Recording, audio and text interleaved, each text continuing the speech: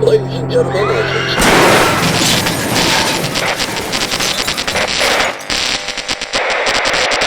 Misteri pesawat.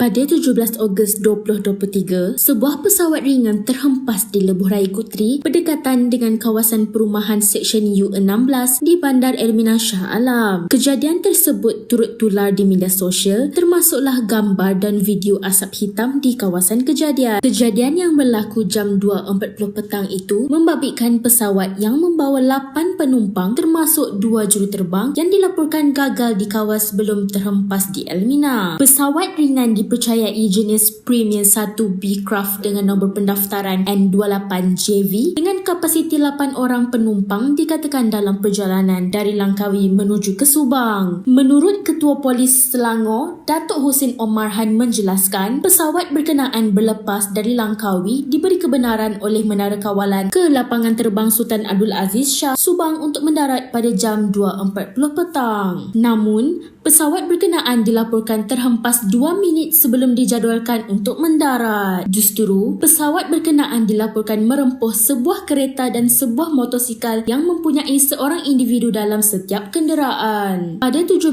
Ogos 2023 sekitar jam 10.20 malam, Biro Siasatan Kemalangan Udara BSKU berjaya menemui kotak perakam suara kokpit CVR. Pengerusi Jawatan Kuasa Kerajaan Tempatan, Perumahan, Alam Sekitar dan Teknologi Hijau Negeri Pahang, Datuk Seri Johan Harun dilaporkan antara 10 mangsa yang terkorban. Ketika kejadian, Johari merangkap Ketua UMNO bahagian Bentong dalam penerbangan dari Langkawi ke lapangan terbang Sultan Abdul Aziz Shah Subang. Jelasnya, kematian Johari dikongsi oleh Ahli Parlimen Bentong yang Syafura Osman menerusi ciapan Twitter sambil berkongsi gambar kenangan dalam mensyuarat bersama Allahyarham. Di samping itu, dimaklumkan 2 kru pesawat iaitu juruterbang Syarul Kamal Roslan dan Hekal Aras Abdul Aziz. Penumpang pesawat lain pula adalah Khairul Azwan Jamaluddin, Syahrul Amir Omar, Muhammad Naim Fawaz Muhammad Muaidi, Muhammad Taufik Muhammad Zaki dan Idris Abdul Talib Elias Ramali. Dalam perkembangan lain, 2 orang awam ialah Muhammad Hafiz Muhammad Saleh merupakan seorang penunggang motosikal P-Hailing dan seorang pemandu Grab dikenali sebagai Syarifuddin Syari 53 tahun. Hilang kawalan, muatan tidak stabil, kerosakan satu enjin atau kegagalan sistem teknikal antara punca menyebabkan pesawat ini terhempas. Hal itu juga mungkin menyebabkan juruterbang tidak menghantar sebarang isyarat kecemasan sebelum pesawat terhempas sekaligus memberi gambaran nahas berlaku secara mendadak. Menurut bekas juruterbang serantau MAS, Datuk Nik Ahmad Huzlan Nik Husin, faktor perubahan mendadak arah angin yang menyebabkan pertambahan beban struktur dinamik pada pesawat juga sangat tipis berlaku. Namun, kemungkinan kejadian aneh tidak boleh ditolak walaupun cuaca ketika kejadian dilaporkan terang, udara stabil dan jarak penglihatan lebih 10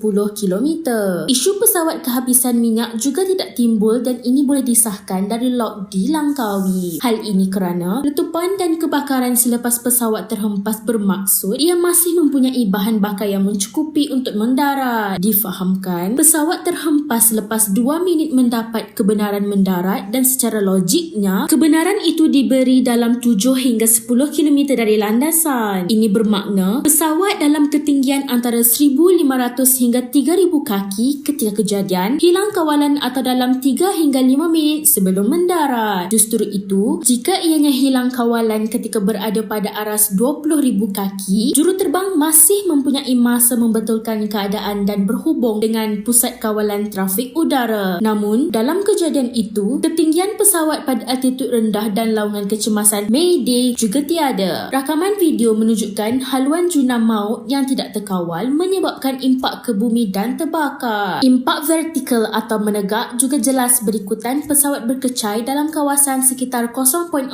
atau 0.8 hektar. Tiada nyawa yang kekal untuk selamanya. Sedih, duka cita pasti akan menyelubungi waris. Salam takziah kepada semua keluarga waris. Apapun, semoga roh mereka ditempatkan dalam kalangan orang-orang yang beriman.